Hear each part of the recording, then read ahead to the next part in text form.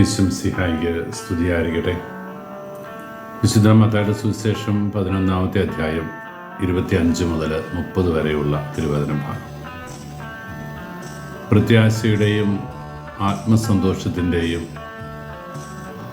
സന്തോഷകരമായ വിശേഷങ്ങളാണ് ഇന്നത്തെ സുവിശേഷത്തിൽ ഈശോ നമ്മളെ പഠിപ്പിക്കുന്നത്. അവിടുന്ന് ഏറെ സന്തോഷത്തോടെ മനുജകുലത്തിൽ ദൈവം പ്രവർത്തിക്കുന്ന ശൈലിയെക്കുറിച്ച് നമ്മളെ ആദ്യം ഓർമ്മിപ്പിക്കുന്നുണ്ട്. ദൈവരാജ്യത്തിൻ്റെ വിസ്മയകരമായ സത്യങ്ങൾ, പ്രബോധനത്തിൻ്റെ ഈടുറ്റ മേഖലകൾ അവിടുന്ന് ബുദ്ധിമാന്മാരിൽ നിന്നും വിവേകികളിൽ നിന്നുമൊക്കെ മറച്ചു വെച്ച് ശിശുക്കൾക്ക് വെളിപ്പെടുത്തിയിരിക്കുന്നു. ഞാനൊക്കെ ഓർക്കാറുണ്ട്, എൻ്റെ കൂടെയൊക്കെ 10ാം ക്ലാസ്സിൽ പഠിച്ച് ഉന്നത വിജയം നേടിയ എത്രയോ കൂട്ടുകാരാണ് ഉണ്ടായിരുന്നത്. പൗരോഹിത്യ വിളി സ്വീകരിച്ച് സെമിനാരിയിൽ വന്നപ്പോഴും പ്രഗത്ഭന്മാരുടെ നീണ്ട നിരയുണ്ടായിരുന്നു. പക്ഷെ അവരിൽ പലരും കാലാകാലങ്ങളിൽ പരിശീലന കാലഘട്ടത്തിൽ നിന്ന് വിട്ടുപോയി. പൗരോഹിത്യ സ്വീകരണ വേളയിൽ 42 പേരിൽ അവശേഷിച്ചത് ഞങ്ങൾ 13 പേര്. ദൈവത്തിൻ്റെ തെരഞ്ഞെടുപ്പ് ഒരുപക്ഷെ ലോകം കാണുന്ന കണ്ണുകളിലൂടെ, ലോകം വീക്ഷിക്കുന്ന സാധ്യതകൾക്കെല്ലാം അപ്പുറത്ത് ദൈവത്തിന് വേണ്ടത് കഴുതകളെയാണ്. അവിടുത്തെ ചുമക്കുവാനും അവിടുത്തെ സന്തോഷത്തോടെ വഹിക്കുവാനും പോരുന്ന അനുഗ്രഹത്തിൻ്റെ ജീവിതം തിരഞ്ഞെടുക്കാൻ തയ്യാറായവരെ.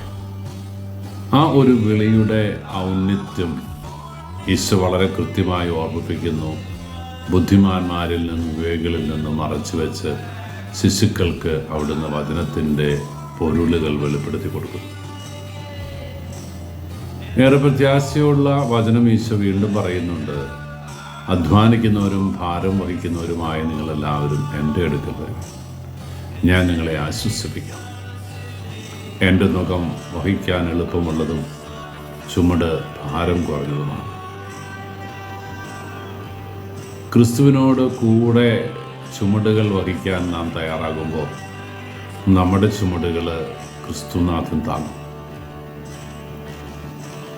എൻ്റേതായ വഴികൾ വെട്ടി കടന്നു പോകാനാണ് പലരും ആഗ്രഹിക്കുന്നത്. അവിടെയൊക്കെ പരാജയം എവിടെയോ നമ്മളെ കാത്തിരിപ്പുണ്ട് എന്ന് നാം തിരിച്ചറിയണം. ഇവിടെ ദൈവം കാട്ടിത്തരുന്ന വഴികളിലൂടെ നടക്കാൻ നാം തയ്യാറാകുമ്പോൾ ദൈവം നമ്മുടെ മേലെ കൃപ ചൊരിയും, അനുഗ്രഹത്തിൻ്റെ വാതിലുകൾ തുറക്കും. ഭാരം നിറഞ്ഞ ജീവിതത്തിൻ്റെ അസ്വസ്ഥത നിറഞ്ഞ ഭാണ്ഡങ്ങൾ യേശുവിൻ്റെ കാൽക്കൽ ഒന്ന് ഇറക്കി വെക്കാൻ നീ എന്ന് മനസ്സ് വെച്ചാൽ അവൻ നിനക്ക് നൽകുന്നത് വഹിക്കാൻ എളുപ്പമുള്ള ചുമടുകളായിരിക്കും. അവിടുന്ന് നിൻ്റെ ചുമലിൽ വെക്കുന്ന നുകം ഭാരം കുറഞ്ഞതായിരിക്കും. പ്രിയപ്പെട്ടവരെ, ഇത് പ്രത്യാശയുടെ വചനങ്ങളാണ്. ദൈവം നമുക്ക് നൽകുന്ന ഈ പ്രത്യാശയുടെ വചനങ്ങൾ ഉൾക്കൊണ്ടുകൊണ്ട് അവനെ കൂടുതൽ കൂടുതൽ ചേർത്ത് പിടിക്കാൻ നമുക്ക് ആഗ്രഹിക്കാം. പരിശുദ്ധ അമ്മ പറഞ്ഞതുപോലെ അവൻ പറയുന്നത് പോലെ ജീവിക്കാൻ നമുക്ക് ആഗ്രഹിക്കാം. ഈശോ നമ്മളെ അനുഗ്രഹിക്കട്ടെ. കർത്താവ് മിശിഹായുടെ കൃപയും പിതാവായ ദൈവത്തിൻ്റെ സ്നേഹം പരിശുദ്ധാരൂപിയുടെ സഹവാസവും നാം എല്ലാവരും കൂടി ഉണ്ടായിരിക്കട്ടെ, ഇപ്പോഴും എപ്പോഴും എന്നേക്കും. ആമേൻ.